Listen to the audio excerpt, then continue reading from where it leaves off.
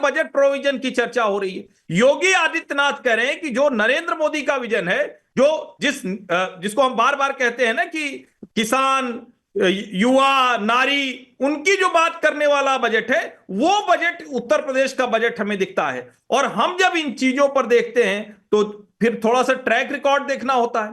UP में जिस तरह से इंफ्रास्ट्रक्चर का पुश है, ऐश्वर्या जी, वो अपने आप में कमाल का है। और मेरा यह मानना है कि उत्तर प्रदेश की सरकार ने देश के दूसरे राज्यों के लिए भी एक मॉडल डेवलप किया है। आप कैसे, जिस राज्य में सिर्फ 4 हवाई अड्डे थे, आज वहां 16 हवाई अड्डे हो गए। और आप प्रयागराज का हवाई अड्डा जो 2019 में बेहतर हुआ, उस हवाई अड्डे का आप सोचिए कि 136 उड़ानें एक दिन में आ जाती, वहां पर सबसे ज्यादा चार्टर एक दिन में उतरते हैं। मुझे लगता है कि ये डेवलपमेंट का जो प्लान है उसको आपको आगे बढ़ाना है। 56-57 करोड़ रुपए, 56-57 करोड़ लोग स्नान कर चुके हैं, ये आपके पोटेंशियल को भी दिखाता है। तो जो रिलीजियस और कल्चरल टूरिज्म है, उस पर जो योगी आदित्यनाथ की सरकार का फोकस है, वो बड़ा महत्वपूर्ण है। ओवरऑल मुझे लगता है कि यूपी के लिए एक बेहतर बजट है, अच्छा बजट है, लेकिन इंप्लीमेंटेशन पर हमारी नजर रहेगी।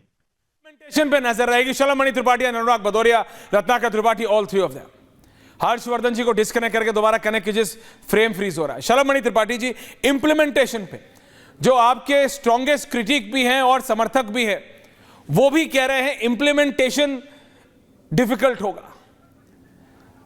बात में रिलीजियस चीजों की बात में करूंगा कि जो बाबा ने कहा कि कोई भी धर्म से जुड़ी हुई चीज को अगर बड़ा कर दो तो इन विपक्षी दलों को बहुत दिक्कत होती है। लेकिन पहले बजट, बाबा के बजट की बात करते हैं। आप ये इंप्लीमेंट कर पाएंगे शलमणि जी?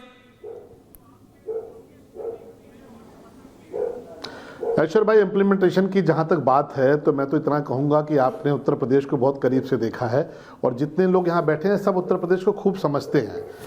पुलिस की वही गाड़ियाँ थीं, वही प्रशासन था, वही थाने थे, वही राइफलें थी, वही लाठी थी। मुख्तार अंसारी और अतीक अहमद जैसे जो माफिया थे उनका डंका बोलता था।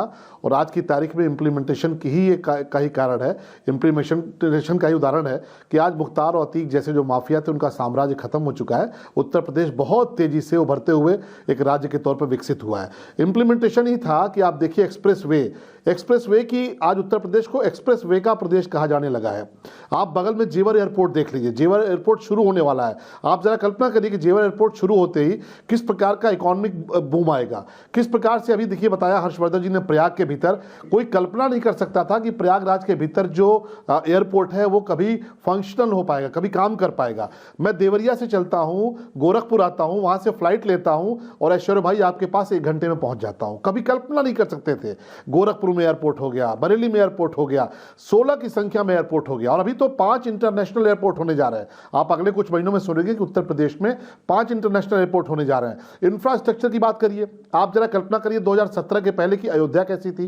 क्या आप कभी जाना चाहते थे? किस प्रकार के हालात थे? सड़कें खराब थी, वहां पर बिजली नहीं आती थी। आप 2017 के बाद की अयोध्या की कल्पना करिए, किस प्रकार की अयोध्या बदल चुकी है। आप काशी जाकर देखिए, काशी 2017 के पहले क्या था, आज काशी क्या है। आज मथुरा को दिया गया 150 करोड़ रुपए, 2017 के पहले का मथुरा क्या था, आज मथुरा कैसा है। हमारे यहाँ गोरखपुर लिंक एक्सप्रेसवे, मतलब छोटे छोटे जो शहर हैं वो भी एक्सप्रेसवे से जुड़ गए। लखनऊ आने में मुश्किल से 4 घंटे लगते हैं, आगे चल के 3.5 घंटे लगेंगे।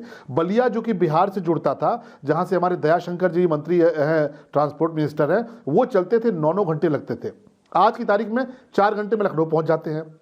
इंप्लीमेंटेशन है, मुख्यमंत्री 20-20 घंटे काम करते हैं। ये 20-20 घंटे काम करने का ही परिणाम है कि आपने दिव्य भव्य महाकुंभ देखा। कोई कल्पना कर सकता था क्या, जब मुख्यमंत्री जी ने कहा था कि 40 करोड़ के आसपास के लोग आएंगे और ये संख्या आगे चल के 100 करोड़ भी जा सकती है, तो किस प्रकार से लोगों ने वातावरण बनाया, कितना मजाक उड़ाने का प्रयास किया।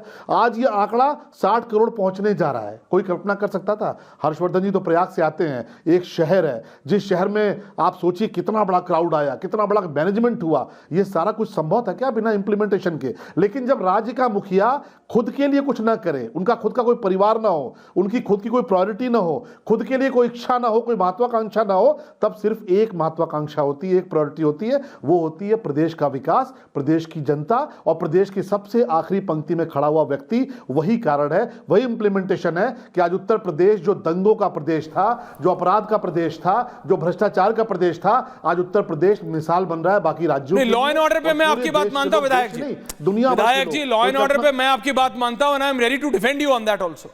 लेकिन जब बात इंप्लीमेंटेशन की होती है, क्योंकि अभी अगले 30 सेकंड में अनुराग भदौरिया आपको गिनवाना शुरू करेंगे कि कैसे गाजियाबाद से लेकर गाजीपुर तक जितने हाईवे बने हैं वो सब अखिलेश यादव ने बनाए हैं, और जो बनने जा रहे हैं वो भी अखिलेश यादव ने 9 साल पहले उसका मील का पत्थर रख दिया था। आपको मेरे पे भरोसा नहीं होता, जनता आपको मेरे पे भरोसा नहीं होता। अनुराग भदौरिया, ओवर टू यू। नहीं, अभी आप सुनिए अनुराग भदौरिया को। अनुराग भदौरिया, ओवर टू यू। अनुराग भदौरिया जी, इनको प्रूव कर दीजिए कि कैसे सब कुछ आप ही ने करा। देखिए अभी 11 मिनट में सुनिए, पॉइंट पे आइए, बताइए। हाँ, 5 मिनट 6 मिनट हर्ष, सुनिए ना, बोलने दीजिए ना। 11 मिनट में 6 मिनट हर्षवर्धन त्रिपाठी जी ने ताना भारतीय जनता पार्टी को, नीचे लिखा है राजनीतिक विशेषज्ञ। 5 मिनट उनके प्रवक्ता ने ताना, मतलब ये 11 मिनट तक तान रहे हैं। तो जब किसी की ज़्यादा ताना तानी हो जाए ना, सहारे की जरूरत पड़े, बीजेपी को हर्षवर्धन की सहारे की जरूरत पड़ रही है, इसके मतलब कोई काम नहीं हो रहा है, तानना पड़ रहा है। सवाल ये है कि इन्होंने बोला, मैं तो यही कहता हूँ ये खोखला ढोल है जो आवाज़ तो तेज करेगा लेकिन अंदर सब गोल है, कुछ नहीं है। अभी इन्होंने बोला AI बनाया, तो हमने तो ये भी तो सुना था ना, स्मार्ट सिटी बनने वाली है। कितने साल हो गए स्मार्ट सिटी कहीं दिखाई दे रही है? ज़रा बता दीजिएगा मुझको। लैपटॉप तो जब से सरकार आई तब से बंटने की बात हो रही है। अरे लैपटॉप तो छोड़ो, 108 नंबर एम्बुलेंस दिया, उसको ही ठीक करा दो ना, रास्ते में खराब हो जाते हैं, धक्का लगाना पड़ता है। हमने GT जो हमारी बसें हैं यूपी ट्रांसपोर्ट की, उसको ही ठीक करवा लीजिए, जो धक्के लगाने पड़ते हैं बार बार। लंबी मेडिकल कॉलेज की बात हो रही थी, कौन सा मेडिकल कॉलेज खोला, मैं ये भी तो जानना चाहता हूँ ना। इतने दिनों से तब मेडिकल कॉलेज की बात कर रहे हो। समाजवादी पार्टी हर जिले में मेडिकल कॉलेज खोल के गई थी, चाहे लखनऊ का राम मनोहर लोहिया हॉस्पिटल हो, चाहे PGI का मॉडर्नीकरण हमने जो आधुनिकीकरण कराया, या जो हमारा यहाँ पे वो अपना KGMC है उसका हमने मॉडिफाई किया, चाहे वो जौनपुर का हो, चाहे वो आजमगढ़ का हो, चाहे वो हमने एम्स की जमीन गोरखपुर में दी हो, चाहे वो बदायूं का हो, चाहे वो लखीमपुर खीरी का हो, या हमने मेडिकल कॉलेज दिए थे, या SFI का हो, हमने दिए थे। आपने कहा मेडिकल कॉलेज दिया है? कब से तो आप सीट बढ़ा रहे, घटा रहे, इतना ही पता है। लेकिन आपने देखा हॉस्पिटल की व्यवस्था, बारिश में पानी टपकता है, पानी चूता है, और जानवर कई बार आपके हॉस्पिटल में पाए जाते हैं घूमते हुए। आपको भी कितनी बार आपने देखा होगा इसको। ये इनकी व्यवस्था है, हेल्थ व्यवस्था इनकी ऐसी है, वो हमें कहने की जरूरत नहीं है। स्ट्रेचर ही प्रोवाइड करवा दीजिए, समय से मरीज का इलाज हो जाए, वही बहुत बड़ी बात है। स्ट्रेचर तक तो आप समय से प्रोवाइड नहीं कर पाते, डॉक्टर समय से पहुंच जाए, यही बहुत बड़ी बात है। सवाल है भारतीय जनता पार्टी की हवाई जो ढोल है ना, ढोल में पोल, ये बजाते हैं, आवाज तेज करते हैं, कुछ नहीं कहीं।